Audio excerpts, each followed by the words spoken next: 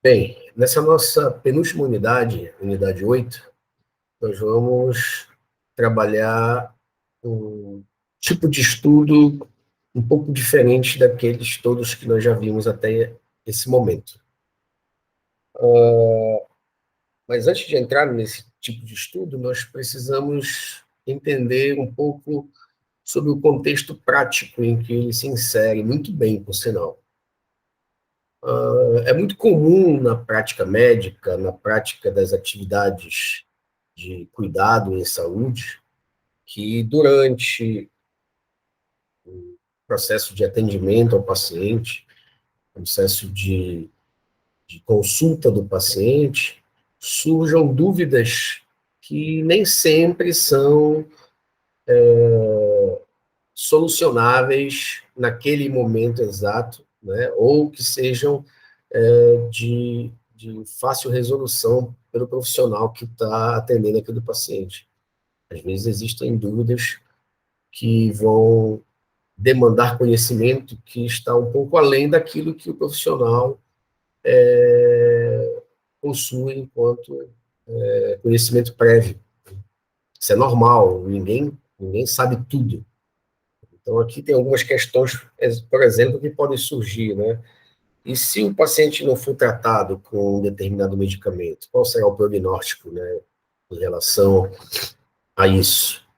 Quais são os efeitos adversos mais comuns de um determinado tratamento, quando houver, por exemplo, necessidade de troca? Esse exame é um exame acurado, ou seja, é um exame que me dá resultados confiáveis, né? A intervenção, ela é útil, né? Uma intervenção proposta, uma cirurgia, ela realmente vai ser útil para aquela situação? Então, existem vários tipos de questionamentos que podem surgir ao longo do processo de atendimento de um paciente, cuidado de saúde de um paciente, que esses questionamentos não são facilmente respondidos, né? As possibilidades são muito variadas, né? Existe uma incerteza muito grande. E nessa situação, o profissional fica entre o sim e o não. E de que maneira ele vai resolver esse dilema, né? É necessário que esse dilema seja resolvido para que uma tomada de decisão seja realizada e, dessa maneira, a demanda do paciente seja atendida. E aí, é nesse tipo de contexto de problematização que se insere o que nós chamamos de medicina baseada em evidência, que nada mais é do que uma prática médica. A medicina baseada em evidências é uma prática médica que pode ser estendida a outros profissionais de saúde também, principalmente porque ela está associada a um problema que surge durante o processo de cuidado de saúde e cuja solução demanda conhecimento que está além daquele conhecimento prévio que o profissional apresenta. E isso pode ocorrer em qualquer nível de atendimento no cuidado da saúde, né? Então, aqui nós vamos colocar o médico como exemplo, né, que estamos na iniciação científica médica. Você tem a relação médico-paciente acontecendo na consulta, que é exatamente quando o problema surge. E esse problema, esse questionamento, ele pode ter diferentes dimensões, né? Pode ser uma dúvida relativa à terapia, à prevenção, à etiologia, ao tipo de dano, ao prognóstico, ao diagnóstico, diagnóstico diferencial, problemas relativos à relação custo-benefício econômico, decisões de análise já a nível de administração hospitalar, administração de unidade básica de saúde, ou seja, qualquer tipo de problema que possa surgir por conta dessa relação médico-paciente, por conta dessa relação entre profissional e paciente no processo de cuidado de saúde, qualquer questionamento que surja dentro dessas dimensões e até de outras dimensões, podem demandar mais conhecimento do que se tem naquele momento, né? Existem, e a tendência é que você o profissional busque soluções, né, em outras fontes, já que ele próprio não tem essa, esse conhecimento para atender a essa demanda. Ele pode questionar colegas, ele pode buscar na literatura informações, né? Existem várias possibilidades, ir para a internet, né, buscar essas informações, existem várias possibilidades de fontes diferenciadas que esse profissional pode ir atrás para tentar resolver esse problema, resolver esse questionamento. Agora, como se trata de um problema relacionado à saúde humana, o ideal é que se faça uma busca por uma solução a esse problema dentro de fontes confiáveis, né, as mais confiáveis possível, para que a informação que seja dada para solucionar o problema seja uma informação tenha no seu escopo, né, a responsabilidade, né? Bom, eu não posso simplesmente ir para um blog escutar algum profissional dizendo que existe uma solução X e baseado no que o blogueiro disse, eu vou pegar a solução dita pelo blogueiro e aplicar no problema que se apresenta nesse processo de cuidado do paciente. Eu preciso ter mais critérios, né? Eu preciso ser mais criterioso na busca da solução para esse problema. E por conta disso, a própria literatura acaba sendo o lugar onde o profissional tende a ir buscar, já que na literatura médica, científica, é onde, de modo mais criterioso, estão registrados os achados, estão registrados os conhecimentos mais confiáveis dentro daquilo que envolve a dimensão do cuidado de saúde. Só que quando eu vou para a literatura, eu tenho um problema muito grande, porque a quantidade de informação é gigantesca, né? Se você vai lá na PubMed, que é um dos bancos de trabalhos mais famosos, né, e mais extensos e mais importantes do mundo, se você estiver interessado em entender se a varfarina, que é um anticoagulante, tem como é que o uso da varfarina pode, se pode ou não pode ajudar pacientes em situação de fibrilação arterial, se você colocar esses dois descritores, né, fibrilação atrial e varfarina, e fazer uma busca no PubMed, você vai encontrar aqui mais de 8.000 trabalhos. E ninguém lê essa quantidade de informação rapidamente. Você não vai solucionar o caso desse paciente antes do tempo de vida dele. Então, e simplesmente para a literatura não parece ser uma solução, um meio de se encontrar essa solução, um meio efetivo, né, de se encontrar eficiente, né, de se encontrar essa solução. Existem, inclusive, métodos como a produção de perguntas estruturadas, né, o sistema PICO, que te ajudam um pouco a fazer essa busca de uma maneira mais concentrada, né, e diminuir essa quantidade de trabalhos que a literatura traz, e dentro desses bancos, né, de artigos, e isso certamente ajuda bastante. Mas, de qualquer modo, a quantidade de trabalhos que vai vir não vai ser pequena, né, e, além disso, você acabou de passar por várias unidades, existem diferentes tipos de estudo, esses diferentes tipos de estudo possuem problemas diferenciados, vieses diferentes, né? Mas todos eles virão juntos quando você fizer essa busca nessas bases de dados. Então, como é que você vai saber, por exemplo, qual tipo de estudo é aquele que vai trazer uma informação mais adequada para responder a esse problema? Você precisa ter alguma coisa que te oriente nesse sentido. E essa coisa existe, né? É o que a gente chama de níveis de evidência, né? E esses níveis de evidência, nós vamos falar melhor um pouco mais à frente, acabam nos dizendo que tipo de estudo nos traz informação mais útil para solucionar um determinado problema, que tipo de estudo traz informação menos útil para nos ajudar a solucionar um determinado problema.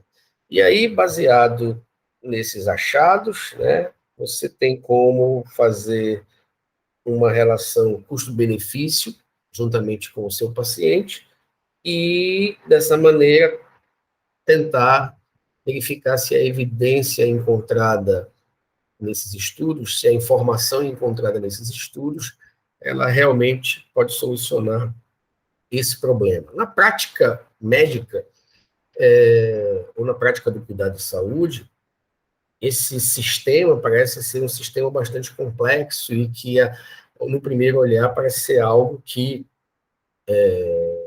pode ser muito demorado, né? Não muito prático. Quando, na verdade, o que se tem como medicina baseada em evidência nesse fluxograma é algo que pode ser realizado dentro do tempo de uma consulta médica, por exemplo. Então, é realmente uma questão de utilização e prática dessa metodologia para que ela realmente se torne funcional. Nesse contexto todo, né, nós já vimos aqui que temos diferentes tipos de trabalho. Nós temos os ensaios clínicos, temos estudos de corte, temos série de casos, temos relatos de caso, temos estudos de caso-controle, temos estudos de prevalência, temos estudos descritivos apenas, né, opinativos, né, que mostram um raciocínio específico, né, e existem alguns estudos que, diferente desses outros, não são realizados dentro do mesmo tipo de desenho que, que esses outros estudos obedecem, né? Nós vimos que esses outros estudos, eles todos têm algum tipo de relação com o tempo, né? Se nós colocarmos aqui hoje, aqui é futuro e aqui é passado, nós vamos ver que nós podemos ter um estudo de prevalência quando nós pegamos um pedaço do tempo, né? Nós temos um estudo de corte, quando nós acompanhamos do presente para o futuro em determinados grupos. Nós temos estudos de caso-controle, quando nós identificamos casos no presente e vamos buscar no passado fatores de exposição que possam estar associados com esses casos no presente. Nós temos cortes históricas, né? Você tem dados do passado, onde você pode fazer o acompanhamento também prospectivo, né, desses achados, de modo a fazer um estudo de corte histórico. Né? Você tem várias possibilidades aqui acontecendo, né? Então, identificando aqui, ó, estudo de corte aqui, uma série de casos poderia acontecer em qualquer momento aqui no presente, né? Você tem aqui um ensaio clínico randomizado também, que obedece ao estudo de corte. Então, nós temos o tempo sempre, de alguma maneira, associado a esses diferentes tipos de estudo. Agora, existe um tipo de estudo que não obedece esse delineamento, né, esses desenhos, mas que se apropria dos achados desses estudos, que é o que nós chamamos de revisões sistemáticas. Nós podemos ter revisões sistemáticas, como o próprio nome está dizendo. São revisões, e o que é uma revisão? Uma revisão é uma visão a partir da leitura de várias fontes de informação. Então, você tem, por exemplo, uma revisão de ensaios clínicos. Então, os autores leram vários ensaios clínicos e, a partir do que eles encontraram nesses ensaios clínicos, eles formaram uma opinião, né? Fizeram uma revisão sobre os achados daqueles ensaios clínicos. Pode ser também uma revisão de estudos de corte, pode ser uma revisão de casos controles, pode ser uma revisão de estudos de prevalência. E essas revisões, existem revisões de diferentes tipos, né? Tem revisões, aquelas que normalmente se faz no colégio, né? Você vai para a internet, busca trabalhos, aqueles que você acha mais interessante, você pega, e a partir dali você verifica o que eles estão dizendo, faz um texto baseado naquilo que você está achando, e dessa maneira você faz a sua revisão, que pode ser chamada de revisão integrativa, revisão narrativa, revisão dissertativa, tem várias denominações para esse tipo de revisão livre. Agora, aqui, percebam que nós estamos falando de uma revisão que é uma revisão chamada de revisão sistemática. Ou seja, a revisão ela não é feita de acordo com aquilo que o revisor pensa, não é feita de acordo com aquilo com que o revisor quer. É uma revisão que obedece a um sistema. Os autores da revisão se submetem a um sistema e obedecem a esse sistema. Então, se nesse sistema diz, olha, os trabalhos coletados devem ser trabalhos apenas dos últimos 10 anos, então não importa nenhum trabalho que esteja fora dessa janela de tempo. Nenhum trabalho fora dessa janela de tempo entra na revisão, porque o sistema dela determina que sejam coletados para revisão trabalhos apenas daquela janela de tempo. Então, a revisão sistemática, como ela amarra, como ela estrutura o modo de fazer da revisão, ela acaba culminando com uma coleta mais confiável daquilo que está presente na literatura e, consequentemente, como ela tende a levar a uma coleta mais confiável daquilo que tem na literatura sobre o assunto, a tendência é que essa coleta mais confiável também nos traga informações mais úteis para solucionar o problema que nós estamos interessados em solucionar. Então, mas voltando para o problema prático, né, o profissional de saúde, o médico, lá na ponta com o seu paciente, nessa relação surge um determinado problema, será que o tratamento vai ser útil ou não vai ser útil? Será que ele vai curar ou será que ele vai fazer mais malefício a esse paciente? O médico, se não tiver uma resposta para essa pergunta, ele precisa buscar uma resposta em outra fonte, né? Ou num colega, ou num blog, ou na literatura médica, que seria o local mais adequado para ele procurar essa solução. Agora, como na literatura médica existe essa montanha de informação, e dentro dessa montanha de informação existem diferentes tipos de estudo, quais os tipos de estudo que ele deve consultar, por exemplo, para encontrar evidências, para encontrar informações mais úteis para solucionar o seu problema, né? Daí a gente já começa a perceber que evidência, ou esse conceito, né, evidência, o que é uma evidência? Evidência é um sinal de que algo é verdadeiro, um sinal de que algo é útil, né? Então, um determinado trabalho traz uma determinada evidência, significa que ele está trazendo uma informação, um sinal de que aquilo, né, que está sendo trabalhado, no caso, esse trabalho mostrou que existe um sinal de que o tratamento realmente funciona, de que o efeito é realmente verdadeiro. Então, nós usamos o conceito de evidência como um sinal de que algo é verdadeiro, de que algo é realmente útil. E cada tipo de trabalho normalmente vai trazer evidência, né? Vai trazer informação útil. Agora, do ponto de vista prático, algumas dessas informações, algumas dessas evidências são mais úteis do que outras, né? São mais confiáveis do que outras, são mais rigorosamente demonstradas do que outras, né? E os próprios métodos desses diferentes trabalhos mostram isso, né?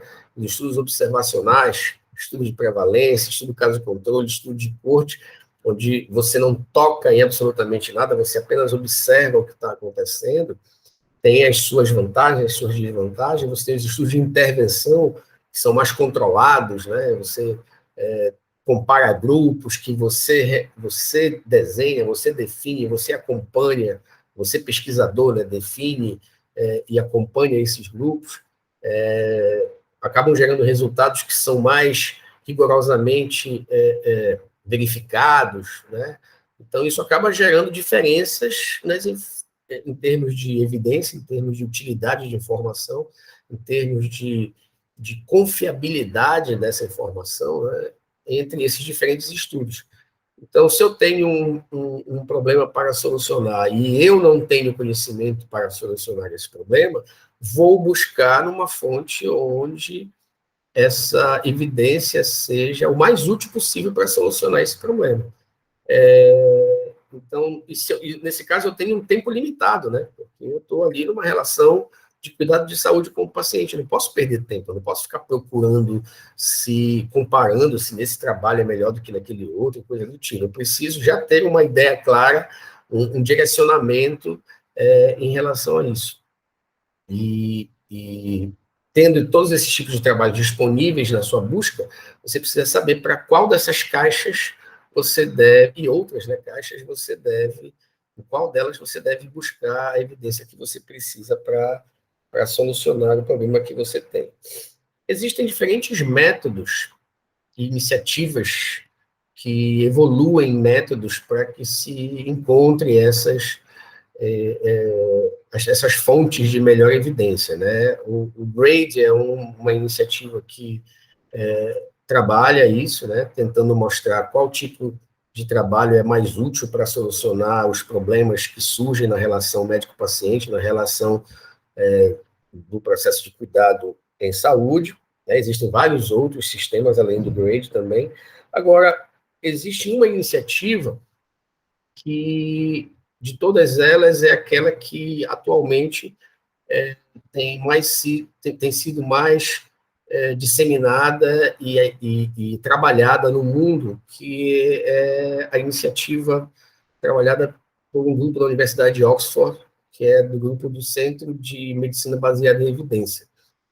Esse grupo acaba, ao longo dos anos, já vem há muitos anos trabalhando nesse sentido, esse grupo ele vem ao longo desse tempo desenvolvendo metodologias, né, e ao mesmo tempo que treinam, né, fazem treinamento de pessoas, existem cursos que são proporcionados por eles, etc. Mas o intuito principal é desenvolver metodologias que facilitem o encontro dessas evidências dentro da literatura médica para facilitar a solução dos problemas que se encontra nesse processo de cuidado de saúde, né? Nesse processo da relação médico-paciente, por exemplo.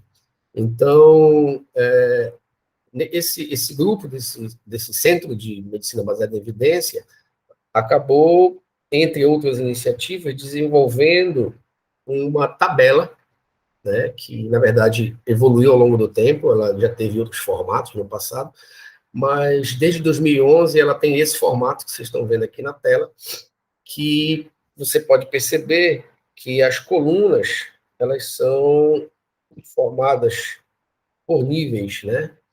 Nível 1, nível 2, nível 3, nível 4, nível 5, ou passo 1, passo 2, passo 3, passo 4, passo 5, mas falar em nível é melhor aqui, nível de evidência, né? São os diferentes níveis de evidência. Então, nível 1 é o nível mais elevado de evidência, nível 2 um pouco mais abaixo, nível 3, nível 4, nível 5 seguem também essa gradação. E o que você percebe aqui na primeira coluna é que existem as questões que são possivelmente feitas, né, durante esse processo de problematização que ocorre na relação médico-paciente, na relação do processo de cuidado de saúde entre o profissional e o paciente, né? Aqui você tem questões como as que eu já coloquei agora há pouco. Ó. Esse teste diagnóstico, ele é um teste acurado, né?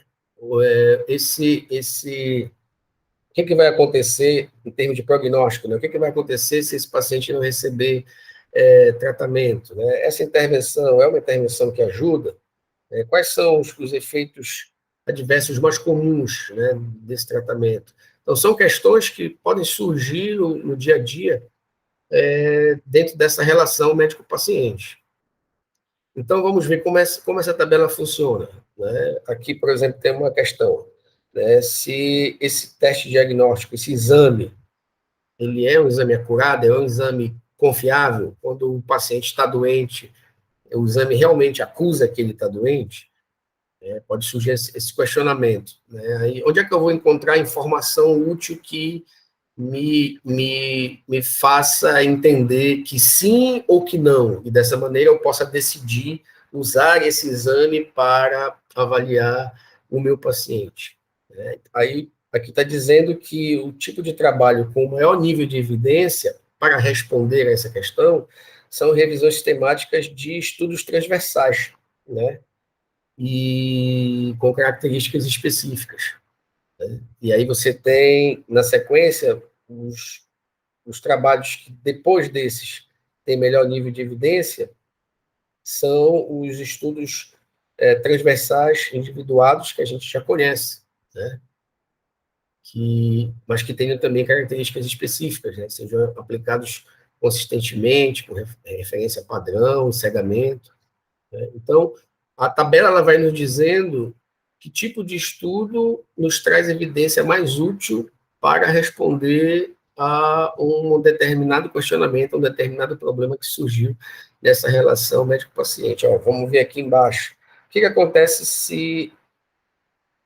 Qual o prognóstico, né, desse paciente? O que acontece se esse paciente não for tratado? Um paciente com uma doença específica.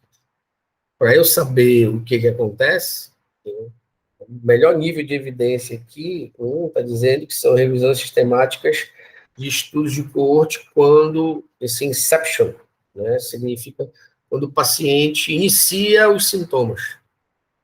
E por aí vai, né, dependendo da pergunta, dependendo do questionamento, você tem diferentes níveis de evidência com diferentes tipos de trabalhos com maior ou menor evidência, dando a você informação com maior ou menor utilidade, no sentido de responder a esse questionamento, a esse problema que surgiu nessa relação médico-paciente, nessa relação profissional de saúde e paciente. Agora, eu chamo a atenção de vocês que isso tudo foi dito para mostrar que as revisões sistemáticas, elas estão sempre sendo apontadas aqui como tipos de estudo que trazem os maiores níveis de evidência, informações com maior nível de evidência para solucionar problemas dessa relação médico-paciente, dessa relação profissional de saúde, paciente, né, no processo de cuidado de saúde. As revisões sistemáticas, elas têm esse poder de trazer informações, evidências, informações mais úteis para responder a essas demandas. E aí, a construção, né, do ponto de vista do pesquisador, a construção de uma revisão sistemática depende, como o próprio nome diz, do sistema adotado. Não é uma revisão livre, é uma revisão que depende de uma sistematização. E existem diversos modelos de sistematização para a realização de revisões sistemáticas. O mais divulgado, o mais famoso, também vem da Universidade de Oxford, que é a colaboração Cochrane, e que também faz treinamentos, né? Você entra no site, você tem vários recursos que você pode utilizar para entender melhor o que é uma revisão sistemática e como ela pode ser realizada. Mas, basicamente, a sistematização de uma revisão sistemática acontece de que maneira? Ela segue um fluxograma meio comum, independente de quem sistematiza, se é a colaboração Cochrane ou se é outro tipo de colaboração. No geral, o desenho geral para a realização de uma revisão sistemática segue o seguinte modelo. Dois ou mais pesquisadores vão buscar em fontes que podem ser bases de artigos, como o PubMed, como o Cielo, ou bibliotecas, onde tem também monografias, teses não publicadas, livros, etc. Os pesquisadores vão nessas fontes de maneira independente, eles não trocam ideias entre si, não conversam entre si, eles vão de maneira independente fazer buscas relativas ao problema em questão. Uma revisão sistemática, ela está sendo realizada porque existe um questionamento anterior que possui duas possíveis respostas. Então, o tratamento funciona? Sim, pode funcionar. Não, pode não funcionar. Então, vamos agora para as fontes saber o que dizem essas fontes. Algumas fontes vão dizer que sim, outras fontes vão dizer que não. Vamos atrás dessas fontes. E aí, como esses pesquisadores vão fazer isso de maneira independente, ao final vai haver um corpo de informação grande.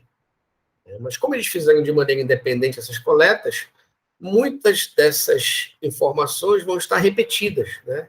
Um coletou o artigo A, o outro também coletou o artigo A. Então, existe ali uma repetição. Tem o mesmo artigo está contido duas vezes dentro desse corpo de informação. Então, o que se faz? Você vai fazer a retirada de todas essas duplicatas, vai fazer a retirada de tudo aquilo que é dobrado. E isso vai fazer com que haja diminuição desse corpo de informação. Aí você vai fazer uma nova filtragem, através do quê? Através da leitura dos resumos desses trabalhos. Através dos resumos, vão verificar se a pergunta inicial, se o tratamento funciona ou não funciona, todo o trabalho que mostrar no seu resumo que não está falando sobre isso, está falando sobre características físico-químicas do tratamento, está falando sobre outros aspectos do tratamento, vão ser filtrados também, porque o que interessa para esses autores é informação que esteja relacionada ao questionamento. O tratamento funciona ou o tratamento não funciona numa determinada situação de saúde. E ao final dessas filtragens, que podem ter vários níveis, vai se chegar a um corpo de conhecimento final.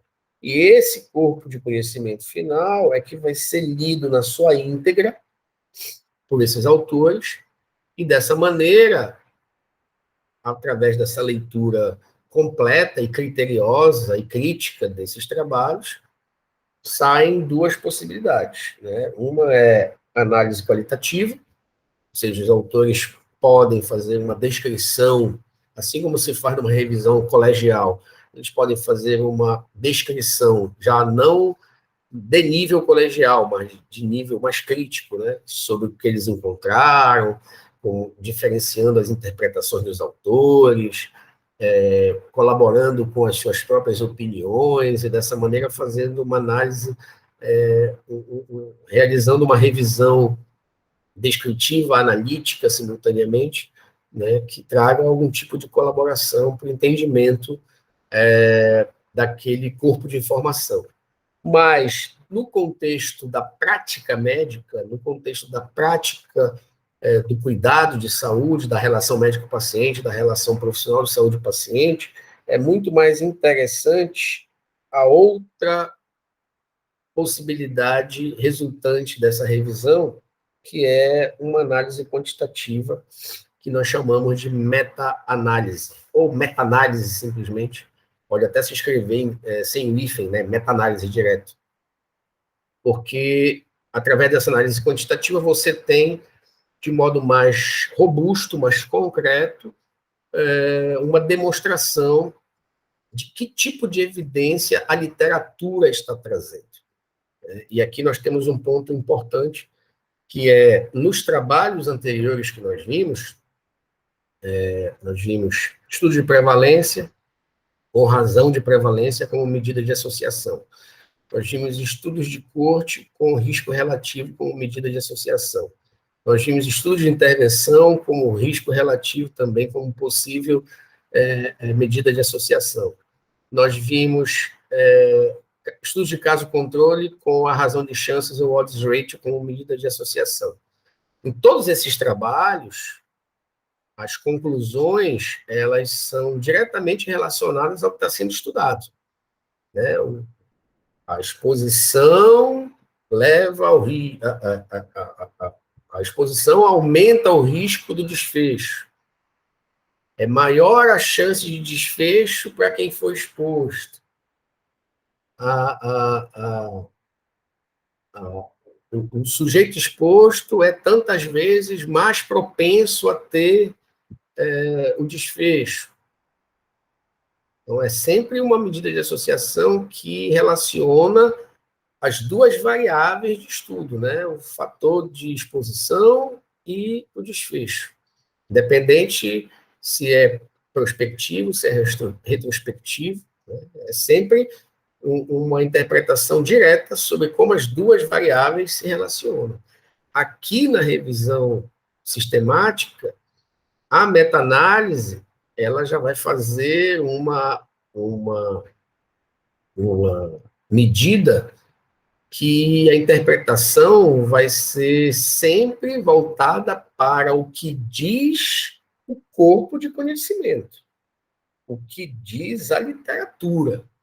Então, eu não vou mais dizer o fator de exposição. Aconteceu, eu li uma revisão sistemática com meta-análise de ensaios clínicos e o resultado diz que o tratamento diminui o risco de óbito.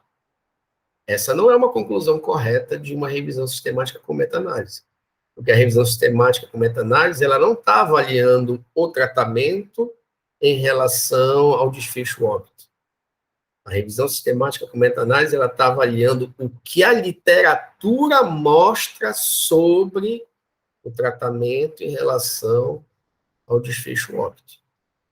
Então, a conclusão de uma revisão sistemática com meta-análise sempre deve estar voltada, a sua interpretação sempre deve estar voltada para o corpo de conhecimento que é a literatura. Então, eu devo concluir, depois que li uma revisão sistemática com meta-análise sobre trabalhos que tratam de um tratamento em relação à prevenção de óbito. Eu posso concluir que a literatura aponta que o tratamento tende a diminuir o desfecho óbito. Ou a literatura aponta que o tratamento tende a aumentar a ocorrência do desfecho óbito. Ou então, a literatura não aponta de maneira clara se o tratamento aumenta ou diminui a ocorrência do desfecho óbito. É sempre o que a literatura diz, né? Diferentemente dos outros estudos. Fator de exposição aumenta o risco, né? O desfecho, é maior a chance da ocorrência do desfecho para aqueles expostos a um determinado fator. Ali a relação é direta. Aqui nós estamos mostrando o que a literatura mostra. E nesse sentido, né, do entendimento da evidência que as revisões sistemáticas com ou sem meta-análise trazem, existem também iniciativas que buscam sistematizar o que deve ser apresentado pelos autores numa revisão sistemática com e sem meta-análise, né? E aí você tem a iniciativa Prisma, por exemplo, sendo uma que ao longo do tempo vem evoluindo a sistematização da apresentação desses resultados, dessas revisões sistemáticas com e sem meta-análise. Como é que nós sabemos que uma revisão sistemática foi bem feita? Como é que nós sabemos que uma revisão foi feita? Dentre várias formas de se verificar isso, existe uma bastante utilizada que é o gráfico em funil. O gráfico em funil é um gráfico cujos eixos x e y possuem as seguintes variáveis.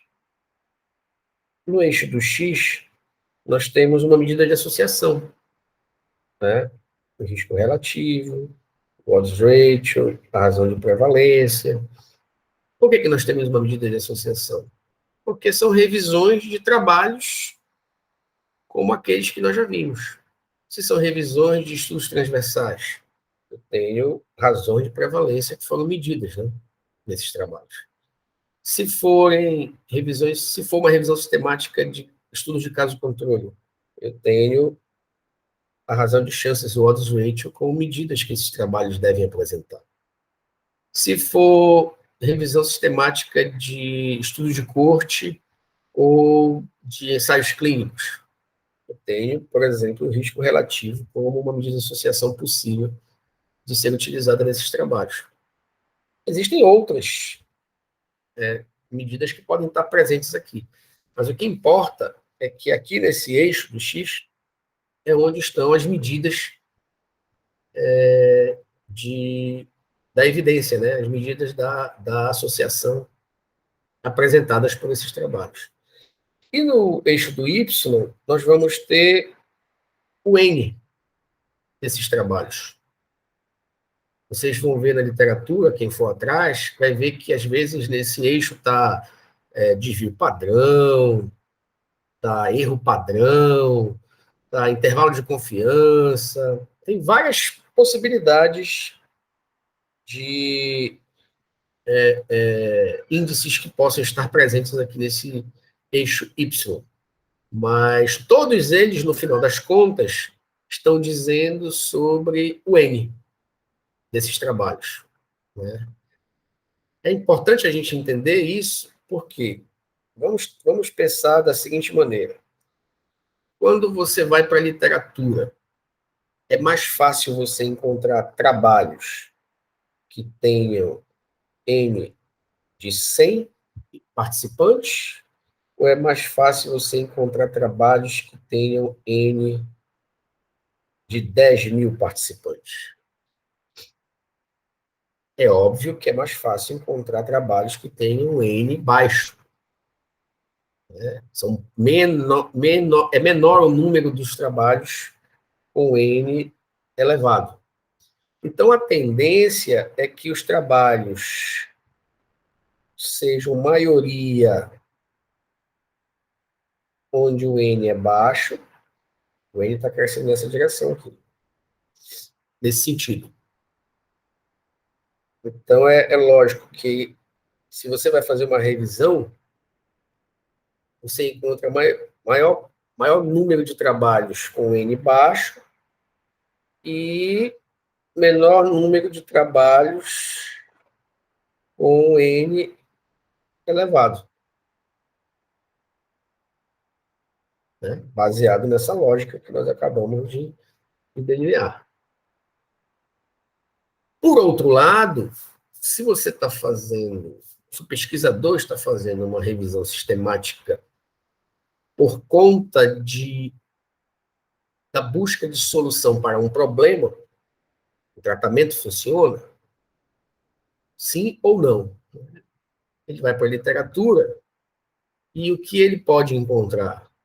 Ele pode encontrar trabalhos que digam só que sim, trabalhos que digam só que não. Ou ele pode encontrar trabalhos que discordem, né? Encontrar um determinado número de trabalhos que diga que sim, funciona, diminui o risco, ou e encontrar trabalhos que digam que não, que o tratamento aumenta o risco. Então, são três as possibilidades quando o pesquisador vai para a literatura. Considerando o 1 como ponto que separa, como valor, né, de medida de associação, vou colocar risco relativo em todas. 1 como ponto que separa o aumento do risco e a diminuição do risco, e considerando a pergunta, o tratamento funciona? Se nós formos para a literatura, a tendência é nós encontrarmos a maioria dos trabalhos com N baixo e poucos trabalhos com N alto. Se nós formos para a literatura, nós podemos encontrar isso daqui. Maioria dos trabalhos com N baixo, minoria dos trabalhos com N alto, e todos os trabalhos coletados têm risco relativo menor do que 1. Significa que existe o quê? Que existe aí uma concordância geral, né? Uma unanimidade. O tratamento funciona. Por outro lado, nós podemos encontrar isso aqui. Maioria dos trabalhos N baixo, minoria dos trabalhos N alto, e todos os trabalhos com risco relativo acima de 1. Ou seja, outra concordância, outra unanimidade dizendo que o tratamento não funciona. Pelo contrário, aumenta o risco desses pacientes. E nós podemos encontrar a seguinte situação.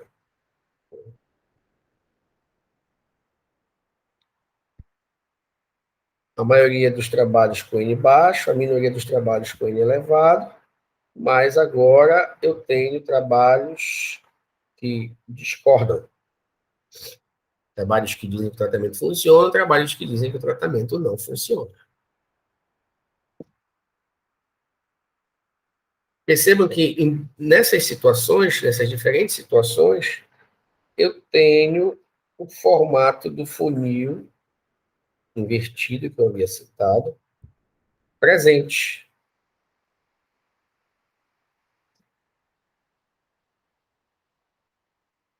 E essa área desse funil é a área que reúne 95% da variabilidade das medidas de associação. Ou seja, cada pontinho desse é um trabalho diferente com um valor diferente de risco relativo. Isso faz uma variabilidade de riscos relativos, todos abaixo de 1. Nesse segundo exemplo, cada pontinho desse é um trabalho com risco relativo diferente, todos riscos relativos acima de 1. Então, existe uma variabilidade aí, mas todos acima de 1. E aqui nesse último, eu tenho cada pontinho desse representando um valor de risco relativo diferente, formando uma variabilidade que vai de valores abaixo de 1 até valores acima de 1. E esse funil, ele nada mais é do que uma área que reúne 95% dos riscos relativos das medidas de associação, se fosse odds rate, se fosse razão de prevalência, se fosse outra medida, seria a mesma coisa. Reúne 95% desses valores. E, normalmente, vem uma linha no meio do funil, que é a média desses valores. Normalmente, vem uma linha no meio do funil, que é a média desses valores de medida de associação desses trabalhos. Vem uma linha que é uma média desses valores de medida de associação, de risco relativo, no caso, desses diferentes trabalhos. Então, se a revisão, os trabalhos coletados nessa revisão, ao final de todo aquele processo de filtragem, se ao final eu tenho no gráfico de funil uma conformação onde esses pontos eles se agreguem de maneira a estarem contidos numa área afunilada como essa, eu posso dizer que a revisão foi bem feita. Que esse caso aqui, por exemplo, mostra, esse caso, por exemplo, mostra, esse caso, por exemplo, mostra, esse caso, por exemplo, mostra. São todas revisões que foram feitas de uma maneira correta, de acordo com o que se espera da literatura. A maioria dos trabalhos com N pequeno, minoria dos trabalhos com N elevado. Entretanto, quando a revisão sistemática, como a revisão sistemática, nesse caso, está buscando responder a uma pergunta, o tratamento funciona? Sim ou não? Essas três possibilidades podem acontecer. Mas é muito difícil você encontrar unanimidade na literatura. É muito difícil você encontrar unanimidade na literatura. Todos os trabalhos dizendo que não funciona, todos os trabalhos dizendo que funciona. Muito difícil. O que nos leva a crer que quando encontramos algo do tipo, existe algum tipo de enviesamento nessa revisão. Será que só estão sendo publicados trabalhos que dizem que o tratamento funciona? Será que os trabalhos que dizem que o tratamento não funciona não estão sendo publicados, estão sendo guardados nas gavetas?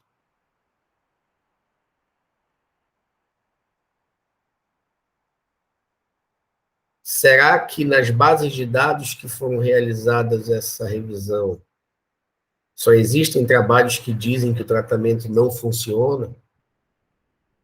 Então, existem diferentes variáveis que precisam ser consideradas quando nós encontramos uma situação como essa situação A ou como essa situação B. E para um problema real, o tratamento funciona ou não funciona? Se for um problema real, o pesquisador deve encontrar é algo parecido com essa situação C.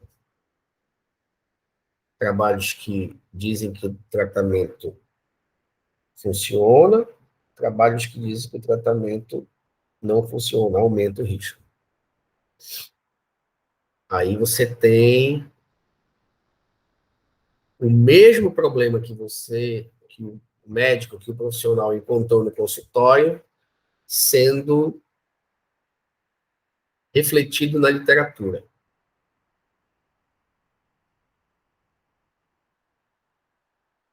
E dessa maneira, a meta-análise se faz útil.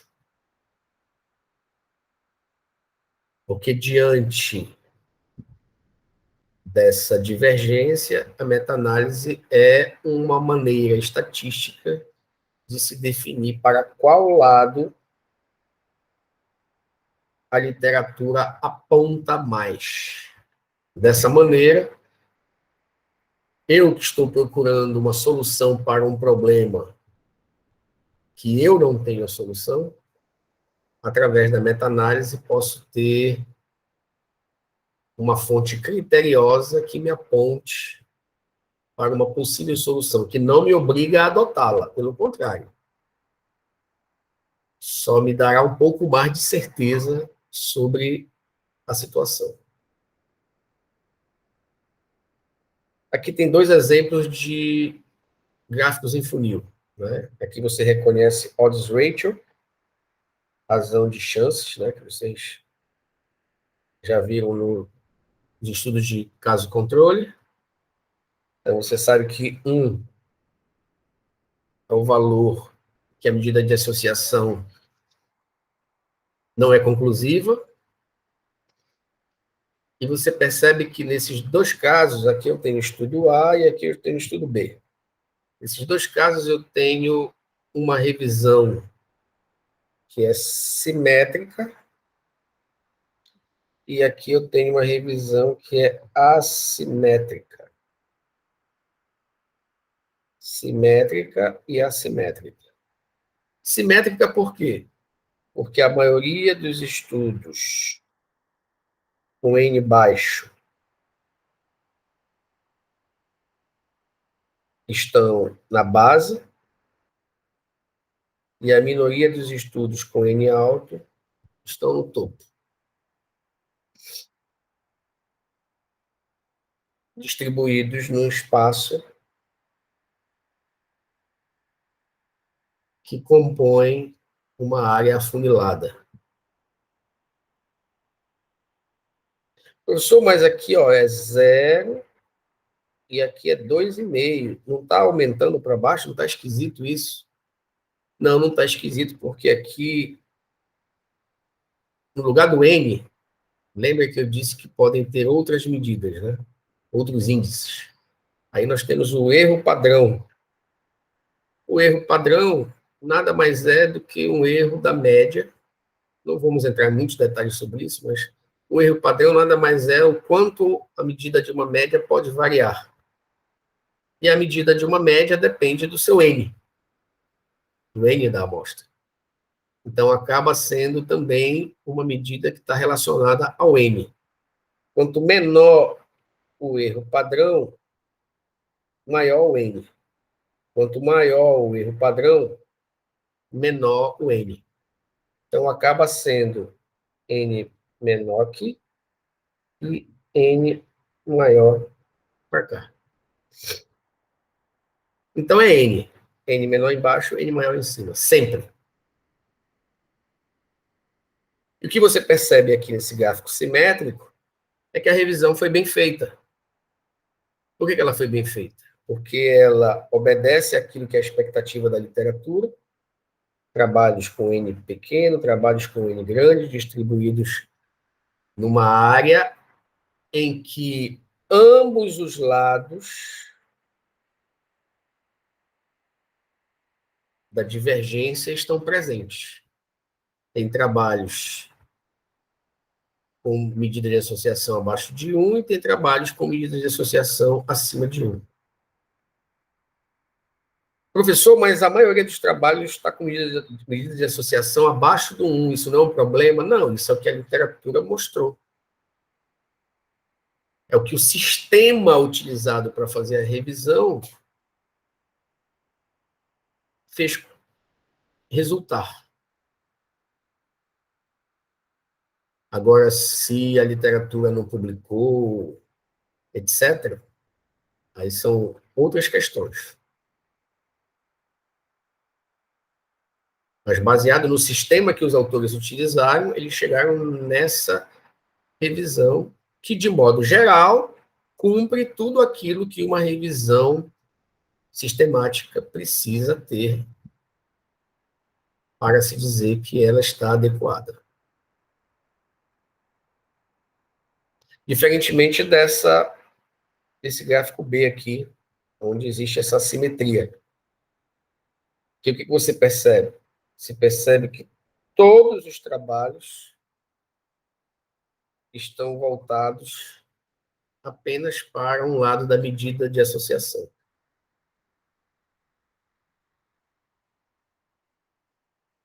Você não tem trabalhos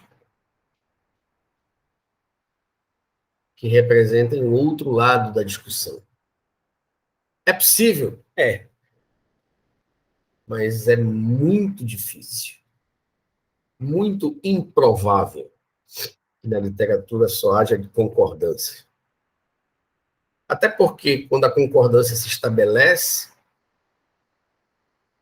ela não se estabelece desde o início, qualquer concordância.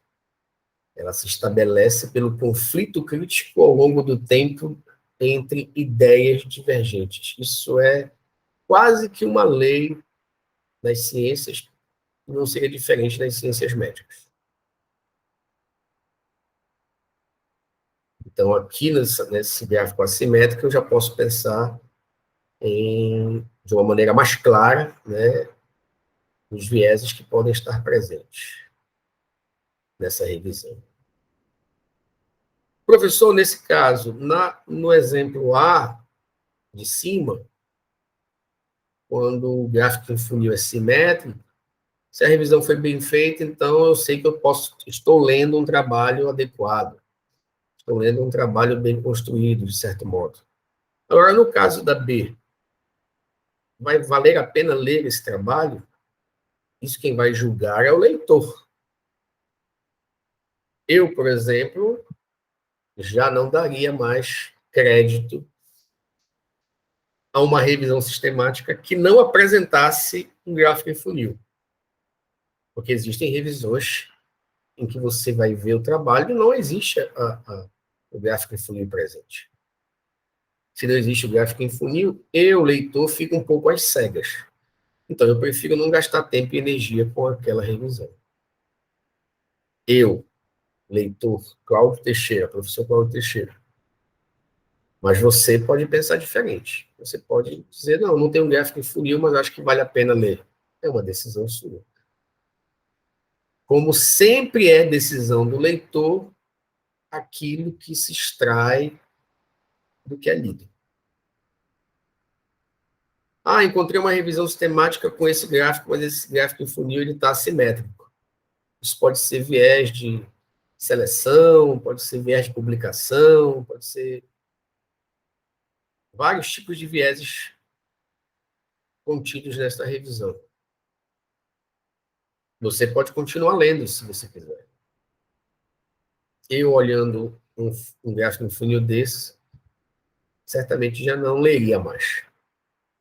Mas é uma decisão que é sua, é uma decisão que é minha, é uma decisão do leitor, daquele que está em busca da evidência, da informação útil para resolver um problema prático dentro da sua experiência real.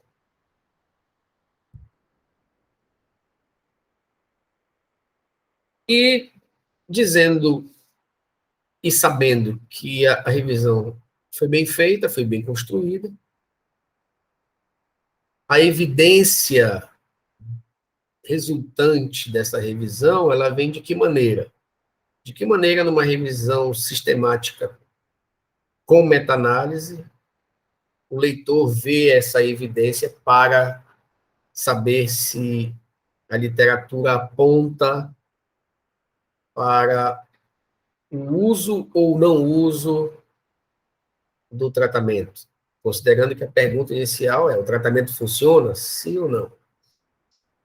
Então, como é que agora se vê essa evidência nessa revisão sistemática bem feita, com gráfico em funil simétrico, com trabalhos com N pequeno, com N grande, distribuídos dos dois lados da divergência, né? Trabalhos dizendo que o tratamento funciona, trabalhos dizendo que o tratamento não funciona. E agora, onde é que eu vejo a evidência que vai me dizer se esse tratamento funciona ou não, de acordo com a literatura, para que eu, na minha prática, junto com o meu paciente, decida o que fazer. Decidamos o que fazer. Aí vem o que nós chamamos de gráfico em floresta, que é um gráfico que parece complexo, mas não é complexo. Ele tem muita informação, mas ele não é complexo. Como eu disse antes, temos um problema aqui, né? Desenvolvimento de fibrilação atrial entre não fumantes e fumantes. Fumar influencia no desenvolvimento de fibrilação atrial? Sim ou não? Uma pergunta que alguém pode se fazer. E nessa dúvida, né, o paciente é fumante e desenvolveu fibrilação atrial, será que esse fumo, esse tabagismo, é algo que realmente influencia nessa fibrilação atrial? O paciente tem dificuldade em largar do cigarro, etc. Tem outras variáveis envolvidas, eu preciso saber melhor sobre isso. Busca na literatura, diferentes tipos de trabalhos, estudo de corte, caso controle, ensaios clínicos, revisões sistemáticas. Dentro dessas revisões sistemáticas, você vai encontrar os gráficos em floresta que vão informar sobre que evidência a literatura está trazendo sobre aquele tema. E aí você tem, ó, os estudos, como eu disse antes, você tem aqui a medida de associação com os intervalos de confiança. Aqui é uma medida de peso, que não nos interessa agora. E aí você tem o 1 como divisor, né, entre fumar aumenta o risco de fibrilação,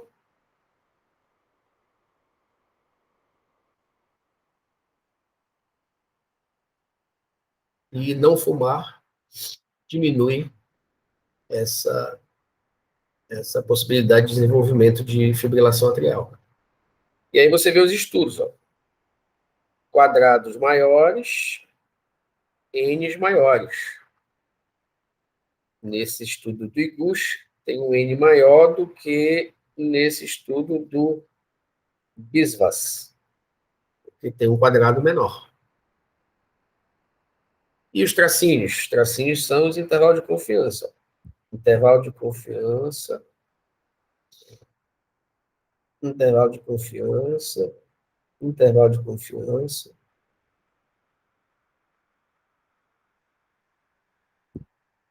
E aí você tem o que interessa para todos, que é a meta-análise aqui, ó.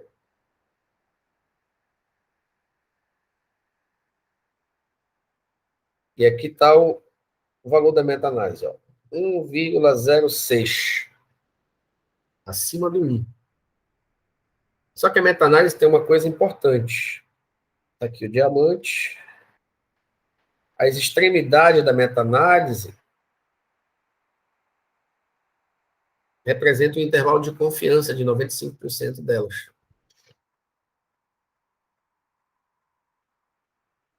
Então, você vê que essa meta-análise ela vai para valores abaixo de 1 até valores acima de 1. Se tem o 1 incluído na meta-análise, qual é a conclusão? A literatura não aponta com clareza se fumar influencia mais ou menos que não fumar sobre o desenvolvimento de fibrilação atrial. Vamos ver outro exemplo aqui. Ó, nós temos o 1, né? Aqui é odds ratio. Temos aqui os valores de odds ratio dos estudos, com intervalo de confiança. Temos os estudos presentes aqui. Temos, ó, quadrados maiores, N's maiores, quadrados menores, N's menores, com os seus respectivos intervalos de confiança. E aqui é a meta-análise. Você vê que a meta-análise inteira, o diamante inteiro, seu intervalo de confiança inteiro, está acima do 1. Então, está mostrando aqui que a depressão tem efeitos sobre a diabetes mellitus na gravidez, que é o que está tratando aqui essa revisão sistemática. O último exemplo aqui, aceleração fetal por corticoterapia, de crescimento fetal por corticoterapia. Aí você tem, ó, os estudos, você tem grupo tratamento, grupo controle, com os seus N's, aí você tem aqui o risco relativo com os seus intervalos de confiança, quadrados maiores, N's maiores, quadrados menores, N's menores, desses estudos, seus intervalos de confiança, e no final a meta-análise, que está toda abaixo do 1.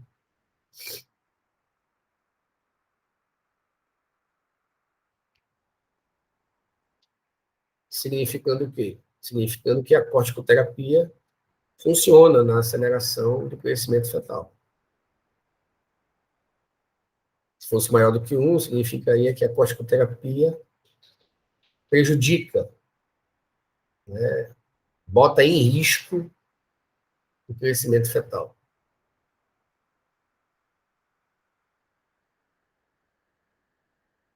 Dessa maneira, as revisões sistemáticas, com meta-análise principalmente, ajudam o profissional a ter um pouco mais de certeza, ter um pouco mais de clareza sobre que tipo de solução pode ser útil para ser aplicada a um problema encontrado na prática, na relação de cuidado de saúde entre profissional e paciente, entre médico e paciente. Quando essas questões surgem, diferentes fontes podem ser acessadas, mas a literatura médica certamente é a mais confiável para se extrair esse tipo de informação, para se extrair evidência confiável.